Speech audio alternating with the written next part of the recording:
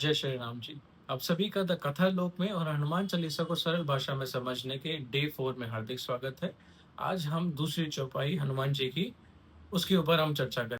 तो कथा कुछ इस प्रकार है। जब हनुमान जी का जन्म हुआ था तब ब्रह्मा जी ने उनको एक वज्र का हार दिया था जो कि डायमंड का था। अब वज्र का हार पहनाते समय ब्रह्मा जी ने उनको बताया था कि ये वज्र का हार केवल आपका इटर्नल गुरु ही देख सकता है और कोई नहीं देख सकता।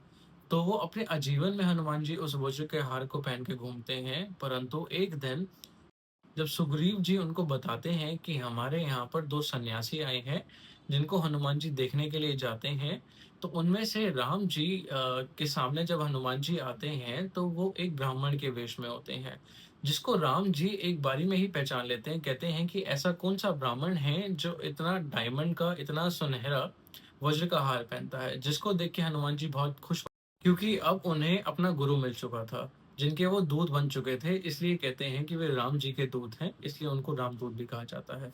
और हनुमान जी जो थे वो शिव जी के रुद्र 11वें अवतार थे, जो कि बहुत जिनके अंदर बहुत बल होता है।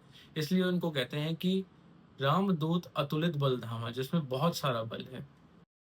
एक बार की बात है जब अंजना नामक अप्सरा स्वर्ग से धरती पे आके बहुत तपस्या करने लगी थी, और वो शिव जी को प्रसन्न करना चाह रही थी क्योंकि वो एक पुत्र की प्राप्ति चाहती थी। अ, और इसी सेम टाइम पे अयोध्या के अंदर दशरथ जी भी पुत्र प्राप्ति के लिए एक यज्ञ कर रहे थे।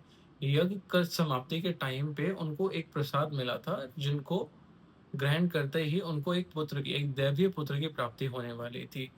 परंतु प्रसाद ग्रहण करने से पहले ही उस प्रसाद का थोड़ा-सा पार्ट जो है वो पवन जी ने हवा से उड़ा के अंजना को दे दिया था, जिन्होंने जिस प्रसाद को अंजना जी ने भी ग्रहण कर लिया था।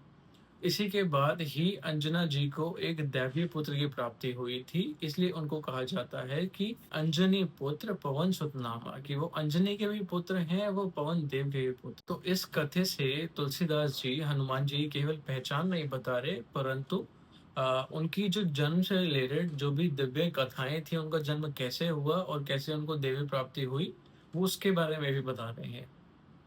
जय श्री राम जी।